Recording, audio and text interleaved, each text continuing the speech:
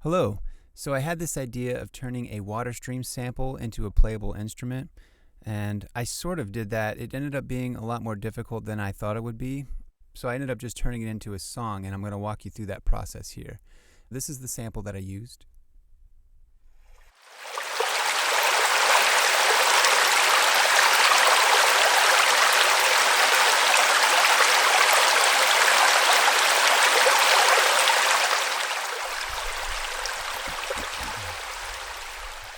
So I wanted to take that sample and turn it into a playable piano. I wanted to make a water piano, actually. So I isolated 261 hertz, which is middle C on a piano.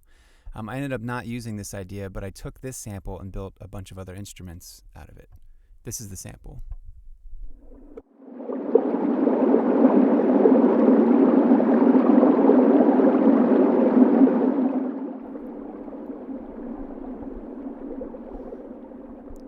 And you can hear that sounds quite a bit warmer. So I took that sample, and the first thing I performed was a snare with it, and it just has a little bit of delay, and that's it.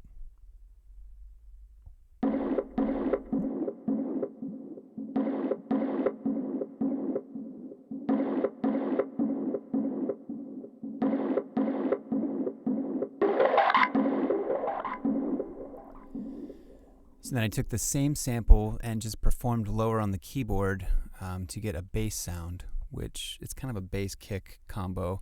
And I also added a little bit of tape saturation to it.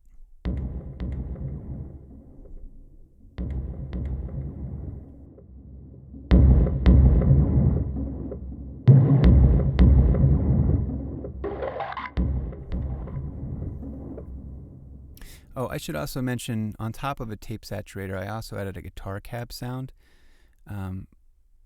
A lot of tape saturation. But the cab sound adds this nice little distorted click, which helps the kick pop more. Here it is for reference again. One of the many issues, actually, that I came across trying to build a water piano out of this sound was getting my performances to line up properly.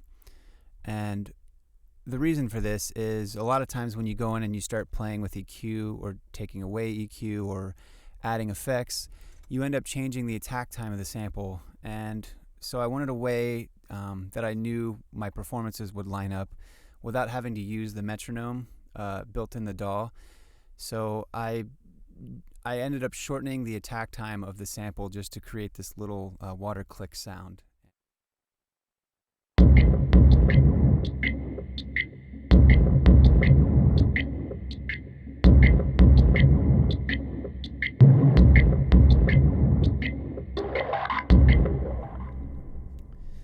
Then I had this idea of taking that sample and performing much lower on the keyboard and adding just a little bit of distortion, and it created this really interesting, almost like synth-like distorted water sound.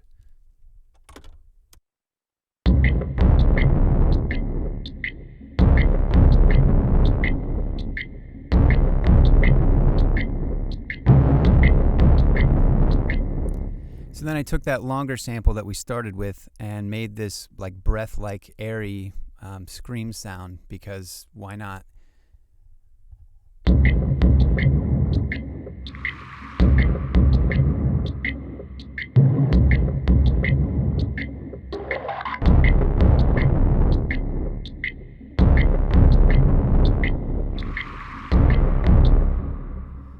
It's so creepy. I love it. Then I did virtually the same thing and just performed higher on the keyboard to get this wind sound.